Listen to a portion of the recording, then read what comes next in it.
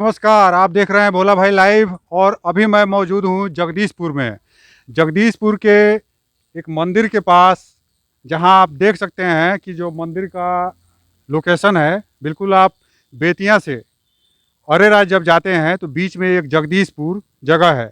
और इसी जगदीशपुर मंदिर में बेतिया राज के राजा आते थे पूजा करने भगवान शिव की। भगवान शिव के पुजारी थे बेतिया राज के राजा, और रानी दोनों यहाँ आकर भगवान शिव की पूजा किया करते थे। ये मंदिर उनके यादगार के रूप में अभी भी है। इस मंदिर में यहाँ पुजारी हैं, लोग यहाँ पूजा करने आते हैं। आज के समय में भी लोग यहाँ पूजा करने आते हैं, लेकिन उनकी संख्या ज़्यादा नहीं होती है। लेकिन जब हम यहाँ के पुजारी से और यहाँ के जो लोग भी यहाँ जो मौजूद हैं, यहाँ के जो निवासी हैं, उनसे बारे में, इस मंदिर के बारे में पूछे तो उनका ये कहना था कि ये जो मंदिर है, यहाँ बेतिया राज के राजा आकर पूजा करते थे, भगवान शिव का पूजा किया करते थे। यहाँ के जो निवासी हैं उनसे इस मंदिर के बारे में और विस्तृत जानकारी लेते हैं, एक एक करके उनसे पूछते हैं उनके नाम के साथ। सबसे पहले हमारे साथ यहाँ एक जो शख्स है, आपका नाम क्या है? भीम कुमार। अच्छा, भीम कुमार। आप यहीं के हैं, निवासी हैं? जी जी, जगदीशपुर के हैं। जगदीशपुर के निवासी जी हैं। आप भोलेनाथ की पूजा करते हैं? जी जी, करते हैं। अच्छा, इस मंदिर में जो लोग पूजा करने आते हैं वो आसपास के ही लोग होते हैं क्या? जी जी जी, दूर के भी आते हैं, आसपास के भी लोग आते हैं, मगर पूजा करने सब आते हैं। अच्छा, इस मंदिर के इतिहास के साथ बेतिया राज का इतिहास जुड़ा हुआ है। जी जी ऐसा कहा जाता है कि बेतिया के राजा और रानी आकर यहीं पूजा करते थे। जी जी जी। इसके बारे में आपको क्या जानकारी है, कुछ बताएं हमारे दर्शकों को। ये बेतिया राजा का मलदीन है, इसमें सब कोई आता है पूजा करने के लिए, और इसको आगे हम नहीं जानते हैं। पुजारी तो आप समझ सकते हैं कि बेतिया राज बहुत पहले बेतिया के राजा हुआ करते थे। आज राज में बेतिया राज से जुड़ा हुआ राज का कोई नहीं है, लेकिन उनकी जो संपत्ति है, उनकी प्रॉपर्टी है जगह जगह। बेतिया की भी हम बात करें तो बेतिया में भी उनका खजाना, बहुत पहले ऐसा भी आया था एक न्यूज़ में, कुछ ऐसा मीडिया में ऐसी खबरें आई थी कि उनके खजाना में भी कुछ चोरी की खबरें आई थी, ऐसा कुछ हुआ था। लेकिन उनका जो जगह है, जहाँ जहाँ जो कुछ उनसे जोड़े जो यादगारें हैं, तो उनमें से एक ये जो है एक बहुत ही महत्वपूर्ण है, क्योंकि यहाँ भगवान शिव की वो आकर पूजा करते थे रानी के साथ। हमारे साथ यहाँ एक और शख्स हैं, लेकिन उसके पहले हम भीम जी से जो एक सवाल किए थे, आप यहाँ शंकर भगवान से अपने आप को मजबूत करने के लिए भीम की तरह जी जी जी, कभी कोई वरदान मांगे? मांगते तो हैं। तो क्या लगता है उससे कुछ आपको फायदा हुआ, शरीर में कुछ होता है अलग? होता है होता है। शिव जी के पास जो साचा दिल से मांगता है ना, वो सब पूरा हो जाता है, क्योंकि शिव जी ये बहुत शक्तिशाली है ना।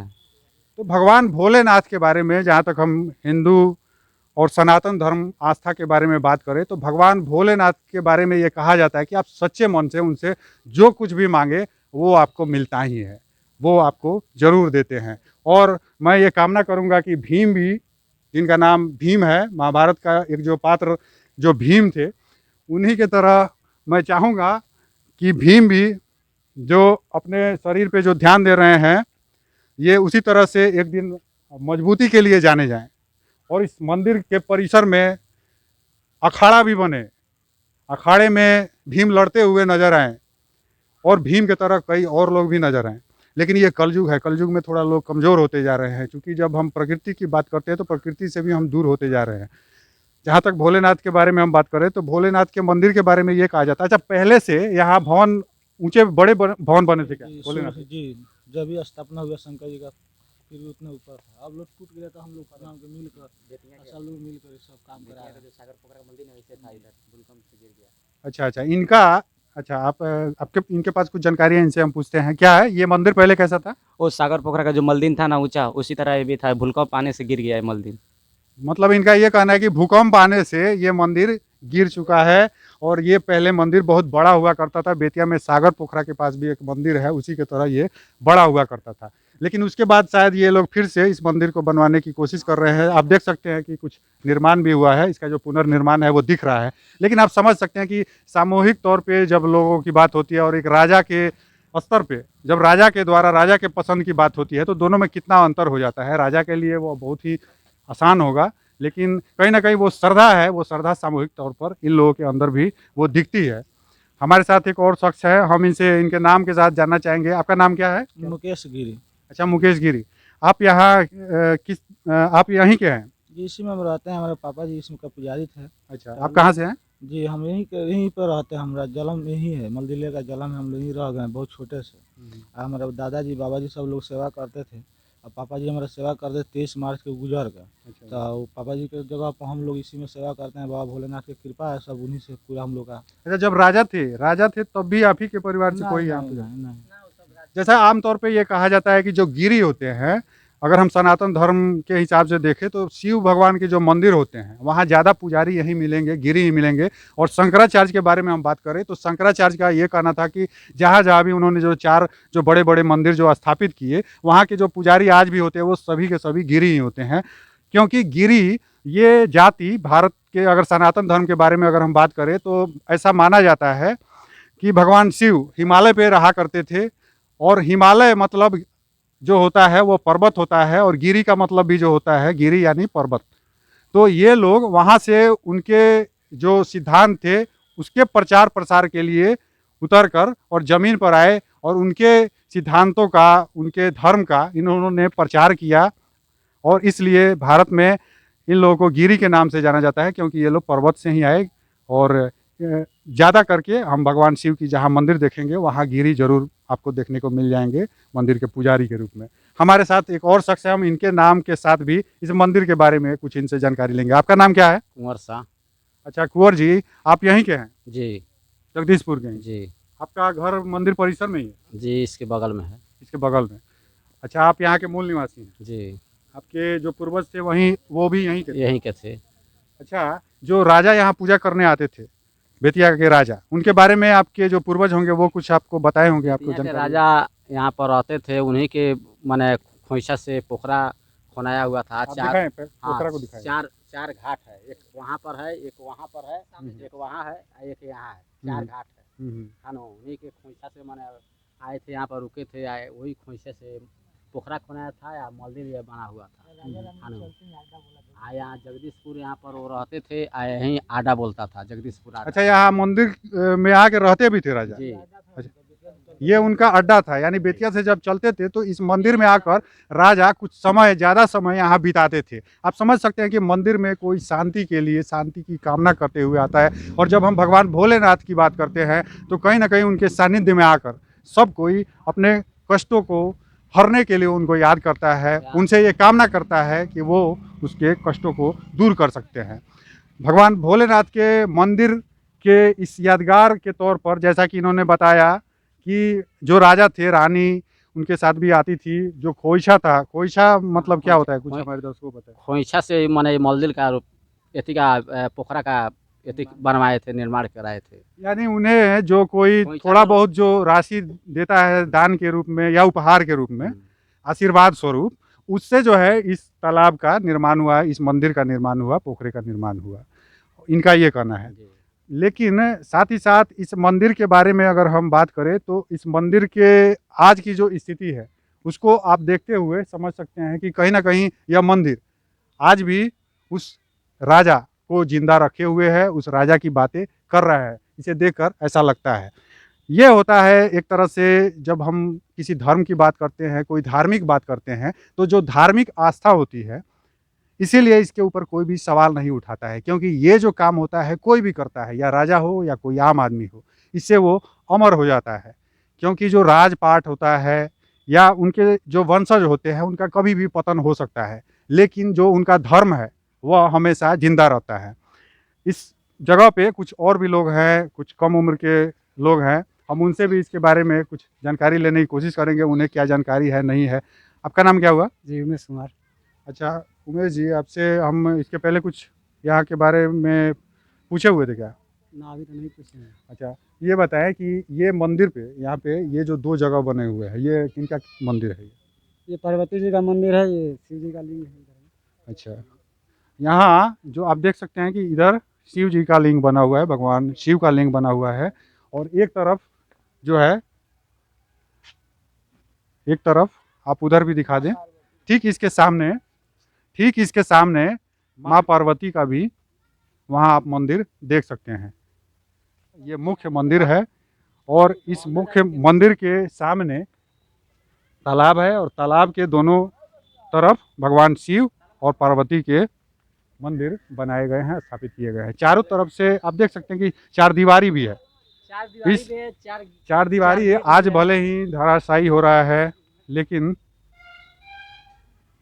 कहीं ना कहीं वो गवाह है राजा के उन कृतियों का जो धार्मिक रूप लिए हुए है भगवान शिव की याद में। आप सामने में दिखाएं, भगवान भोलेनाथ की ये मंदिर है। ऊपर आ जाइए।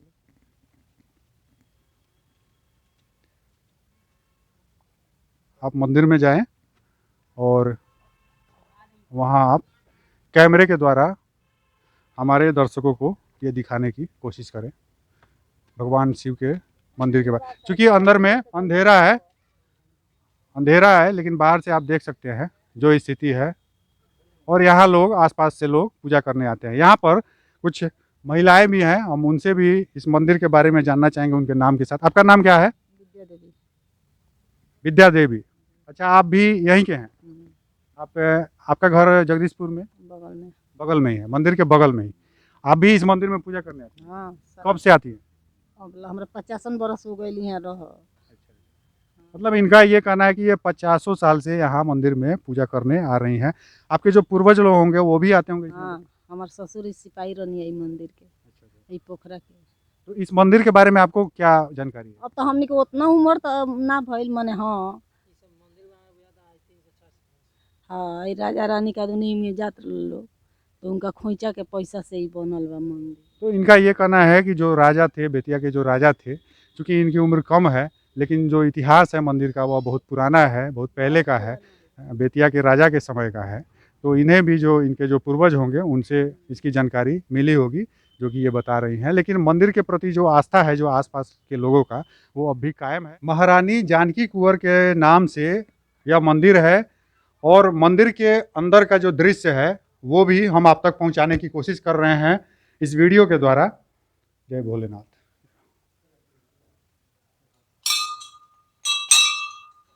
ओम नमः शिवाय। त्वमेव माता च पिता त्वमेव, त्वमेव बंधु च सखा त्वमेव, त्वमेव विद्या द्रविणम त्वमेव, त्वमेव सर्वम मम देव देव। आप देख सकते हैं कि ये जो मंदिर है, यहाँ भगवान शिव का लिंग है, लिंग स्थापित किया गया है। और ये लिंग बताया जाता है कि राजा ने स्थापित करवाया था, और यही मुख्य लिंग है जो राजा ने स्थापित करवाया था, ये तब से है। और इस लिंग के बारे में कहें, आप जैसे ही यहाँ जलाभिषेक करते हैं, यहाँ जल गिराते हैं, तो ये जो है यहाँ अंदर से होकर, और सामने जो तालाब बना हुआ है, इसका जो जल है वह उस तालाब में जाता है यहाँ से गिरकर। आप समझ सकते हैं कि यहाँ चाहे जितने भी श्रद्धालु आएँ, यहाँ भगवान शिव का जब जलाभिषेक किया जाएगा तो श्रद्धालुओं की जो संख्या है वह चाहे कितनी भी हो, लेकिन जो सामने में जो तालाब है, यहाँ से जितना भी जल गिरेगा यहाँ से निकलकर और उस तालाब में चला जाता है। यहाँ एक छोटा सा ये जो एक जगह है, आप दिखाएं इसको, कैमरे से कैद करने की कोशिश करें कैमरे में। ये जो जगह है, यहाँ से भगवान शिव के लिंग पर जैसे ही आप जलाभिषेक करते हैं, ये इससे होकर और सामने के तालाब में चला जाता है। और यहाँ और भी ऐसा बना हुआ है क्या? यहाँ से होकर यह सामने तालाब में चला जाता है। यहाँ से, यहाँ एक और भी हमारे साथ एक मंदिर की श्रद्धालु हैं, और इसके बारे में कुछ बताना चाहती हैं, हम उनसे भी बात करेंगे। आपका नाम क्या है? पाशुपति। पाशुपति जी। हम अच्छा, तो दिन से जानते नहीं। आप इस मंदिर के बारे में क्या जानते हैं? पहले ई मंदिर तो मन है चंदा तहसील के लोग बनवले बा। आ ई महारानी के बनवाले उनका खोइछा बेटी से बनल बेटे। हाँ, आप बोलते रहे। है सब है हम्म, नाग बाबा बैठावले हन। हाँ, 1 क्विंटल कर लखा पितर के हाँ, हाँ, चुरा ले गइलो अच्छा अच्छा। ताला तुर के। तो ऐसे लोग भी हैं, एक तरफ जो श्रद्धालु होते हैं वो चंदा भी देते हैं मंदिर बनवाने के लिए, लेकिन कुछ ऐसे भी नास्तिक होते हैं जिन्हें इन सब चीज़ों पे विश्वास नहीं होता है। तो इनका ये कहना है कि यहाँ जो बना हुआ था वो किसी धातु का बना हुआ था, पीतल का बना हुआ था, जिसे चोर चोरी करके ले गए। नहीं थे हाँ करार हाँ, उतना भर के रोलो के हेतने उठ के पूरा नाग बैठावले लोग हमनी के मन पूजा कइले बानी हम। जहाँ उसके ऊपर नाग बैठाया हुआ था, नाग की जो आकृति होती है उसको बना के।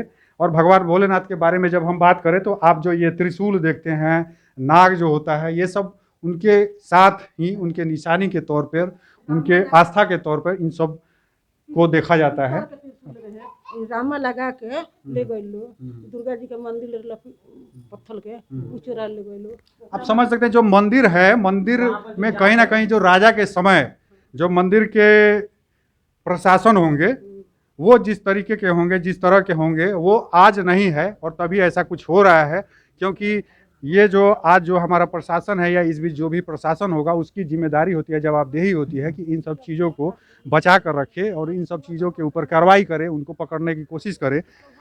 अब हम जहाँ तक देखें सामने जो तालाब है, आप देख सकते हैं कि ये जो जगह है, अभी चूँकि भूकंप में ये मंदिर धराशायी हो गया और उसके बाद मंदिर जो है फिर से जो बनाने की कोशिश कर रहे हैं, जो आसपास के गांव के लोग हैं वो बनवाने की कोशिश कर रहे हैं, लेकिन कहीं ना कहीं इसमें चंदे का अभाव दिखता है।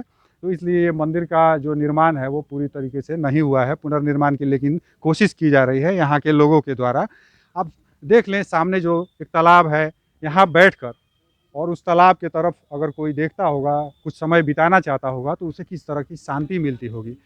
भोलेनाथ के मंदिर के साथ ये जो जगह जब बनवाया गया होगा, जिस तरह से कितना रमणीक होगा, यहाँ बैठकर लोगों को कितनी शांति की प्राप्ति होती होगी। और भगवान भोलेनाथ की जब हम बात करें तो उन्हें शांति की प्राप्ति के लिए ही याद किया जाता है और उन्हीं से वरदान लिया जाता है। आप देखते रहिए। मंदिर परिसर की बात करें तो मंदिर परिसर में जो तालाब है, तालाब में मछलियाँ भी है और इन मछलियों का जो है डाक होता है। और इस डाक के बारे में जो यहाँ के लोगों का बताना है कि उसका जो है सरकारी रूप से डाक होता है और जो वो डाक लेते हैं लोग और उससे जो कुछ पैसा आता है, डाक में जो पैसा आता है वो इस मंदिर के पुनर्निर्माण में भी डाक का पैसा कुछ खर्च किया जाता है क्या? इसमें नहीं खर्च होता है। तो मंदिर के अंदर जो मंदिर परिसर में जो तालाब है उसमें जो मछलियाँ है उससे पैसा आता है, लेकिन जो पैसा है वो मंदिर के पुनर्निर्माण में खर्च नहीं किया गया है, मंदिर के रख रखाव में उसे खर्च नहीं किया जाता है। मंदिर के रख रखाव में जो खर्च होता है वो यहाँ के स्थानीय जो लोग हैं वो मिलकर सब संचालित करते हैं और वहीं लोग मिलकर इस मंदिर को जो है आप फिर से जो देख रहे हैं, जो पुनर्निर्माण हो रहा है उसको अंजाम दे रहे हैं। यहाँ आप देख लें बाहर से जो चारों तरफ से जो चारदीवारी थी वो लगा हुआ था, लेकिन आज चूँकि इसमें सैकड़ों वर्ष बीत चुके हैं तो आज जो स्थिति है आप देख ले पूरी तरह से ये सब धराशायी हो रही है। चारदीवारी जो है रख रखाव के अभाव में, मेंटेनेंस के अभाव में ये सब कुछ आप देख सकते हैं कि ये धराशायी हो रही है। यहाँ साथ ही साथ जो हमारे मंदिर में, इस मंदिर में आप देखें आसपास में जो लोग हैं उनसे हम एक एक करके, कुछ और भी लोग हैं उनसे भी इस मंदिर के बारे में कुछ जानकारी लेंगे। और आप मंदिर के तरफ कैमरा एक बार फिर से करें, जो मंदिर का जो वास्तविक स्थिति है, जो पुनर्निर्माण जो हो रहा है वो हमारे दर्शक देख सकें कि इसमें कहीं ना कहीं जो एक अभाव दिखता है चंदे का, वह भी आप इस मंदिर से उसका अंदाज़ा लगा सकते हैं। हमारे साथ यहाँ एक और शख्स हैं और इनके बारे में मुझे जानकारी मिली कि ये भगवान शिव के बहुत बड़े भक्त हैं। यहाँ के जो भी लोग हैं वो बताते हैं कि ये इस मंदिर में हमेशा पूजा करने आते हैं। आप देख सकते हैं कि गले में जो है ये इनके रुद्राक्ष का जो है माला भी है और रुद्राक्ष का माला जो होता है ये भगवान शिव के जो भी भक्त होते हैं वो इसे धारण करना अपना सौभाग्य समझते हैं। आपका नाम क्या है? मेरा नाम राजू गुप्ता है और मैं मिताली म्यूजिक भोजपुरी के माध्यम से मैं यहाँ पे आता हूँ कभी काल। और मेरा भी ये घर यहाँ नहीं है, मैं सुगौली का रहने वाला हूँ, लेकिन मैं शिव गुरु का भक्त हूँ, इसलिए मैं कभी काल आ जाता हूँ यहाँ पे मंदिर में दर्शन करने के लिए और मिलने के लिए। तो इस मंदिर में आप आते हैं, कब से आते हैं? मैं तो बहुत छोटा था तब से आता हूँ यहाँ पे, मतलब बहुत काफ़ी दिन हुआ यहाँ, 20 साल से ज़्यादा हुआ। श्रद्धा का, विशेष श्रद्धा का कारण? यहाँ पे रिलेशनशिप है और मैं घूमने भी आता हूँ और अपना मंदिर है, हर चीज़ है, बगल में है तो अपना ही ना है, इसमें कोई तो दिक्कत है नहीं। बहुत काफ़ी पुराना राज का मंदिर है ये, सामने पोखरा है, यहाँ पे बहुत लोग आते हैं, अपना मतलब दर्शन भी करते हैं और यहाँ पे यहाँ आने में जो शांति प्राप्त होती है उसके वजह से आते हैं। अच्छा, आप जो शांति यहाँ आपको जो आकर प्राप्त होती है, जैसे अभी आप सुगौली से आ रहे हैं, सुगौली से कितने दिनों में लगभग आप यहाँ आते रहते हैं? हम यहाँ पे मतलब हफ्ता में 1-2 बार चले जाते हैं यहाँ पे। सप्ताह यानी सप्ताह में ये 1 बार 2 बार मंदिर में आ जाया करते हैं। तो आप समझ सकते हैं यहाँ से सुगौली की दूरी कितना किलोमीटर होगा? सुगौली यहाँ से करीब 25-30 किलोमीटर है यहाँ से।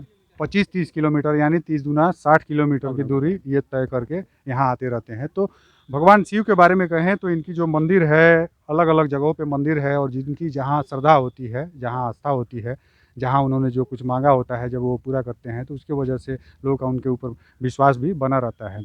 अच्छा, आप जो ये गले में रुद्राक्ष धारण किए हुए हैं, ये कब से है? ये ज़्यादा दिन से नहीं हुआ, मतलब फिर भी मतलब बहुत दिन हुआ। ताकि मैं यहाँ पे उत्तर प्रदेश में गया था, वो कुशीनगर जिला तिरामकोला आश्रम में मैं गया था वहाँ पे घूमने के लिए। ताकि वहाँ पे मुझे मतलब जो भी लोग वहाँ पे थे, मतलब भाषण बैठ के कर रहे थे, पूजा कर रहे थे, उन्होंने मुझे बहुत समझाया और ज्ञान की बात मुझे बताया लोग, तो ताकि मुझे सुनने भी अच्छा लगा। और अच्छा, शिव के भगवान शिव के हाँ, बारे में मुझे चर्चा हो बहुत रही अच्छा थी। लगा वहाँ पे और चीज़ जो मूर्तियाँ स्थापित किया गया था वो भी मुझे बहुत अच्छा लगा। ताकि इससे हम भगवान को मतलब भक्त हो गए और तो बहुत अच्छे इस से दिल से महा- मानते हैं। ये जो रुद्राक्ष आपने धारण किया जी। हुआ है, इसको धारण करने के बारे में क्या बताया गया? ये इसके धारण का मतलब इससे क्या होता है, मतलब अपना दिल के शांति होता है, आत्मा शांति होता है। ये जो है भगवान भोले का मतलब साक्षात ये रूप है, ये रुद्राक्ष। ये प्राकृतिक जो जड़ी बूटियां होती हैं, पेड़ पौधे होते हैं, ये ज़्यादा कुछ देखा जाता है कि जब भगवान शिव की जब हम बात करते हैं तो उनके सानिध्य में जो कुछ भी आपको दिखेंगे वो प्राकृतिक रूप से उनका एक रूप होता है। और कहीं ना कहीं जब हम भगवान शिव की बात करते हैं तो पूरे प्रकृति की बात करते हैं, पूरे सृष्टि की बात करते हैं, उसमें सामंजस्य की बात करते हैं, उसके संतुलन की बात करते हैं। क्योंकि भगवान शिव की जो दया है, उनकी जो कृपा है, इन सब के ऊपर है, ऐसा समझा जाता है। आप देखते रहिए भोला भाई लाइव। नमस्कार।